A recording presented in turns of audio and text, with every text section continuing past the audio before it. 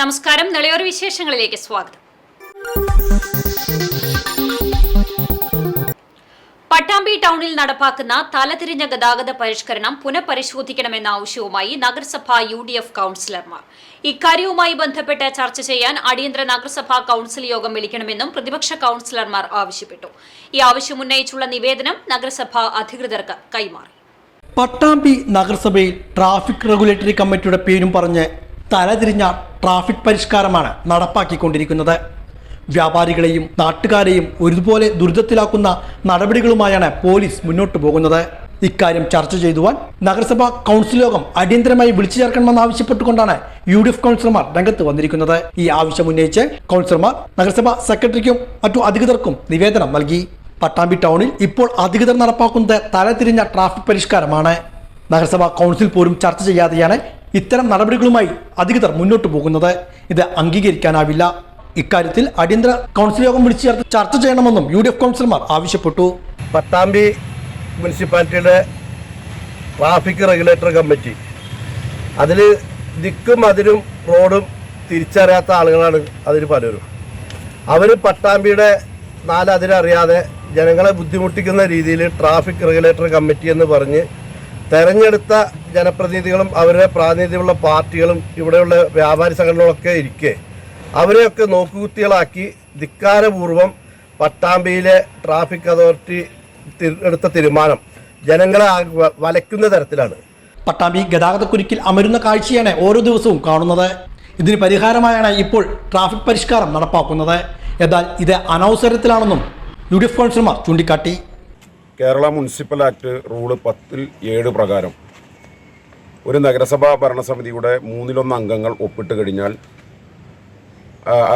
അംഗങ്ങൾ ഒപ്പിട്ട് അടിയന്തര കൗൺസിൽ വിളിച്ചു ചേർക്കണം എന്നുള്ള ആ നിബന്ധന ഈ നഗരസഭാ ഭരണസമിതി പാലിക്കണം എന്നാവശ്യപ്പെട്ടുകൊണ്ട് ഞങ്ങളിന്ന് നഗരസഭയിലെ UDFൻ്റെ കൗൺസിലർമാർ അടിയന്തര കൗൺസിൽ യോഗം ഈ വിഷയവുമായി ബന്ധപ്പെട്ട് വിളിച്ചു ചേർക്കണമെന്ന് ആവശ്യപ്പെട്ടുകൊണ്ട് നഗരസഭാ ചെയർപേഴ്സണും അതോടൊപ്പം തന്നെ നഗരസഭാ സെക്രട്ടറിക്കും കത്ത് നൽകിയിരിക്കുകയാണ്.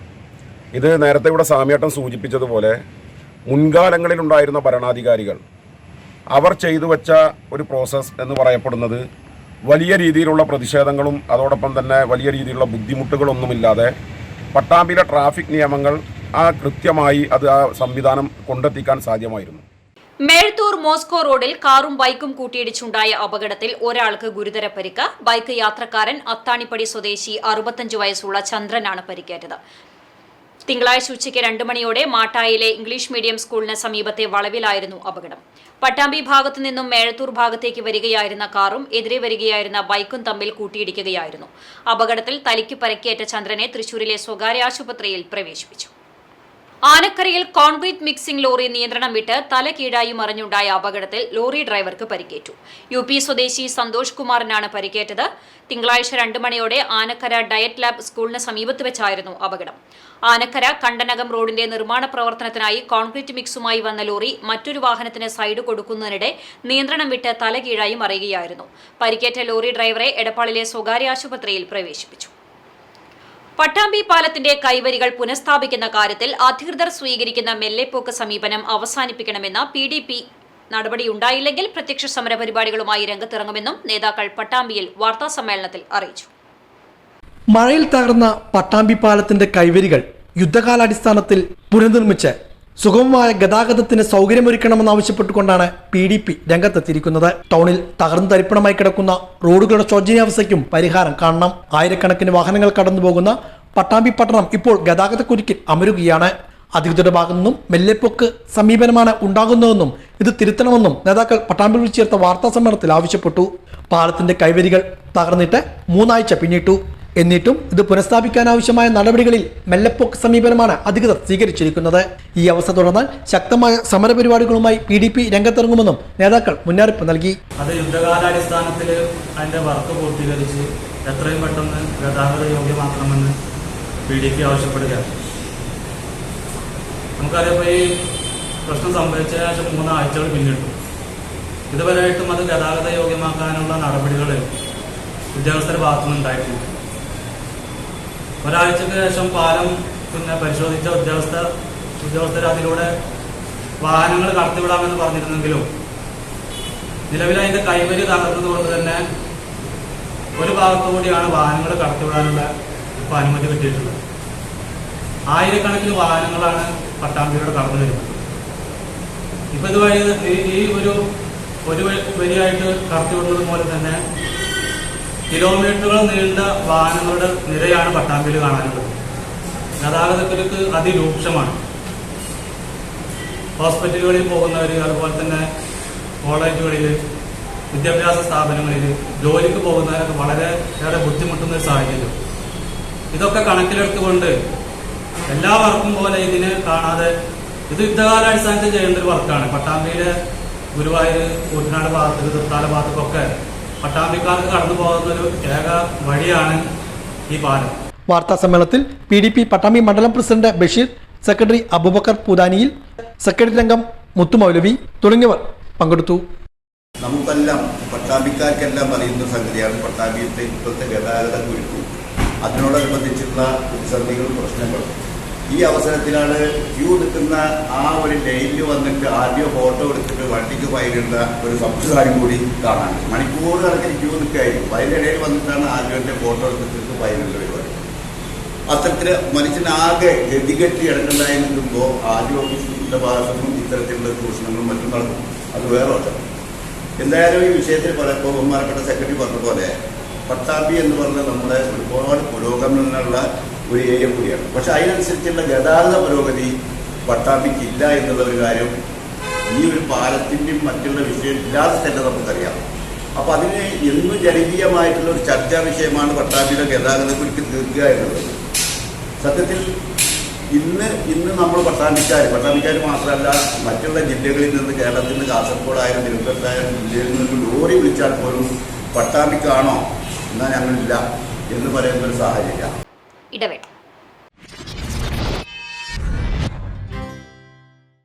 CCTVയിലൂടെ നിങ്ങളുടെ പ്രിയപ്പെട്ടവർക്ക് തീർത്തും സൗജന്യമായി ആശംസകൾ നേരാം. ജന്മദിനം, വിവാഹം, വിവാഹ വാർഷികം തുടങ്ങിയ അവിസ്മരണീയ ആഘോഷവേളകളിൽ നിങ്ങളുടെ പ്രിയപ്പെട്ടവർക്ക് CCTVയിലൂടെ തികച്ചും സൗജന്യമായി ആശംസകൾ നേരാം.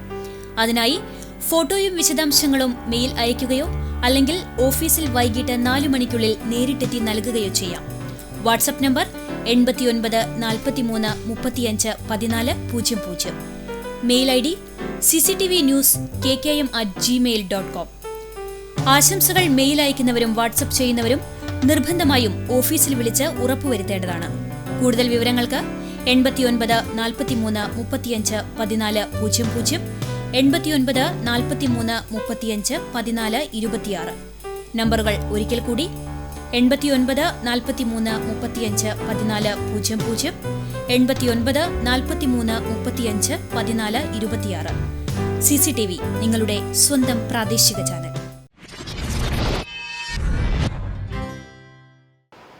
വാർത്തയിലേക്ക്.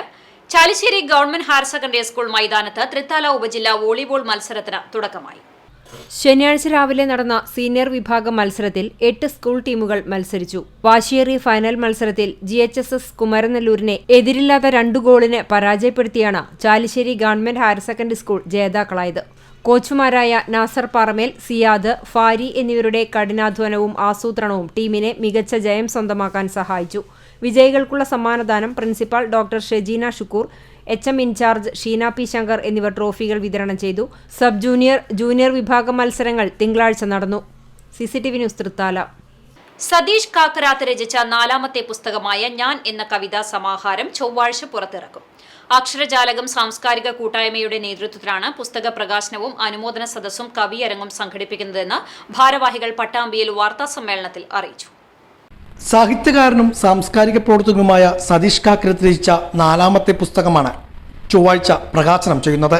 അക്ഷരജാലകം പുസ്തകം പുറത്തിറക്കുന്നത് ചൊവ്വാഴ്ച വൈകുന്നേരം 3 മണിക്ക് ഞാങ്ങാട്ടി AUP സ്കൂൾ വെച്ചാണ് പുസ്തകപ്രകാശന ചടങ്ങ് നടത്തുന്നതെന്ന് ഭാരവാഹികൾ പട്ടാമ്പിയിൽ ചേർത്ത വാർത്താ സമ്മേളനത്തിൽ അറിയിച്ചു. ഇതോടൊപ്പം അനുമോദന സദസ്സും കവിയരങ്ങും സംഘടിപ്പിക്കും. അക്ഷരജാലകം സാംസ്കാരിക കൂട്ടായ്മയാണ് പരിപാടിക്ക് നേതൃത്വം നൽകുന്നത്. അക്ഷരജാലകം സാംസ്കാരിക കൂട്ടായ്മയുടെ നേതൃത്വത്തിലുള്ള അക്ഷരജാലകം ബുക്സ് പ്രസിദ്ധപ്പെടുത്തുന്ന 100ാമത്തെ പുസ്തകമാണ് ഇതെന്നും ഭാരവാഹികൾ പറഞ്ഞു. നമ്മുടേതായ ആൾക്കാർ, ഒട്ടനവധി കഴിവുള്ള വ്യക്തികളുണ്ട്. അവർ ഇപ്പോൾ സമൂഹത്തിൽ ശ്രദ്ധിക്കപ്പെടുന്നുണ്ട്. അവർക്ക് വേദികൾ ലഭിക്കുന്നുണ്ട്. അവരുടെ രചനകൾ വെളിച്ചം കാണുന്നത്. അത്തരം വെളിച്ചം കാണുന്ന രചനകളുടെ 100ാമത്തെ പുസ്തകമായിട്ടാണ് അക്ഷരജാലകത്തിന്റെ വൈസ് പ്രസിഡന്റ് കൂടിയായ പ്രിയപ്പെട്ട ശ്രീ സതീഷ് കാക്കരാത്തിന്റെ കവിതാ സമാഹാരം ഞാൻ എന്നാണ് ആ കവിതാ സമാഹാരത്തിന്റെ പേര്. അത് പ്രകാശനം ചെയ്യുകയാണ് AUPS ഞാങ്ങാട്ടിരിയുടെ ഓഡിറ്റോറിയത്തിൽ വെച്ച്. ഈ വരുന്ന ചൊവ്വാഴ്ച വൈകുന്നേരം 3 മണിക്ക് നമ്മൾക്ക് ഏവർക്കും സുപരിചിതനായ വാദ്യരംഗത്തെ നമ്മുടെ ഒരു അഭിമാനമായ പ്രൊഫസർ കലാമണ്ഡലം ചന്ദ്രൻ പെരിങ്ങോടി എന്ന ആ മഹത് വ്യക്തിയാണ് നമ്മുടെ ഈ ഒരു അക്ഷരജാലത്തിലെ കൂടിച്ചേരലും അതുപോലെ ഈ പുസ്തകത്തിന്റെ പ്രകാശനവും. പുസ്തകപ്രകാശനം പ്രശസ്ത വാദ്യകലാകാരനും സംസ്ഥാന സംഗീത നാടക അക്കാദമി ഭരണാംഗവുമായ പ്രൊഫസർ കലാമണ്ഡലം ചന്ദ്രൻ ഉദ്ഘാടനം ചെയ്യും. കെ ജയശ്രീ പുസ്തകം ഏറ്റുവാങ്ങും. പ്രശസ്ത കലാകാരനും മാധ്യമപ്രവർത്തകനുമായ TVM അലി പുസ്തകം പരിചയപ്പെടുത്തും. ഇതോടൊപ്പം പ്രദേശത്തെ 15ഓളം വ്യക്തിത്വങ്ങളെ ആദരിക്കുന്നുണ്ടെന്നും ഭാരവാഹികൾ പറഞ്ഞു. വാർത്താ സമ്മേളനത്തിൽ പ്രവർത്തകരായ ഹുസൈൻ തട്ടത്താഴത്തെ, സതീഷ് കാക്കരത്തെ, രാമനുണ്ണി, പ്രിയങ്ക പവിത്രൻ, വത്സല ഞാങ്ങാട്ടി എന്നിവർ ഇതേക്കുറിച്ച് വിശദീകരിച്ചു. അതിൽ 40ഓളം കവിതകളാണ് ഉള്ളത്. ഈ 40ഓളം കവിതകൾ എന്ന് പറയുമ്പോൾ അത് പുതിയ കാലഘട്ടത്തിലേക്കുള്ള കവിതകളാണ്. നമ്മുടെ ചുറ്റും നമ്മൾ നോക്കിക്കാണുന്ന സംഗതികൾ അതേപോലെ പകർത്തി വെക്കുക, അതിന് വേറെ തരത്തിലുള്ള ഭാവങ്ങളോ താളങ്ങളോ ഒന്നും കൊടുക്കാതെ സാധാരണക്കാരന് വായിച്ചു പോകുമ്പോൾ തന്നെ അത് മനസ്സിലാക്കാൻ കഴിയുന്ന വരികളിൽ എനിക്ക് അത്തരം കവിതകളോടാണ് ഇഷ്ടം. കുറെ മനസ്സിലാക്കാത്ത വരികൾ എഴുതി വെച്ച് ആളുകളെ രണ്ടും അല്ലാത്ത സ്ഥലത്ത് കൊണ്ട് നിർത്തുന്നതിൽ എനിക്ക് താല്പര്യമില്ല. അതുകൊണ്ട് ഒറ്റ വാക്കിൽ അല്ലെങ്കിൽ ഒറ്റ ഇരിപ്പിന് തന്നെ വായിച്ചു നോക്കിയാൽ മനസ്സിലാവുന്ന കവിതകൾ. Chalissery saint Peter's and saint Paul's Yakobaya Suriyani പള്ളി ഇടവക വിശ്വാസികൾ ഞായറാഴ്ച കരിദിനം ആചരിച്ചു. പള്ളി നഷ്ടപ്പെട്ടതിന്റെ 4ാം വർഷം തികയുന്നതിന്റെ ഭാഗമായാണ് വിശ്വാസികൾ കരിദിനം ആചരിച്ചത്. രാവിലെ വികാരി ഫാദർ ഡിൽജോ ഏലിയാസ് കൂരൻ കാർമ്മികത്വം വഹിച്ച കുർബാനയ്ക്ക് ശേഷം കുട്ടികളും സ്ത്രീകളും ഉൾപ്പെടെയുള്ളവർ മാതൃപള്ളിക്ക് മുന്നിലെത്തി പ്രതിഷേധ യോഗത്തിൽ സംബന്ധിച്ചു. വികാരി ഫാദർ ഡിൽജോ ഏലിയാസ് കൂരൻ ഉദ്ഘാടനം ചെയ്തു. Trustee CU Shalamon, secretary Titus David, Sunday school district inspector KC Antony എന്നിവർ സംസാരിച്ചു. ഇതോടെ നിളയോർ വിശേഷങ്ങൾ സമാപിക്കുന്നു. നമസ്കാരം.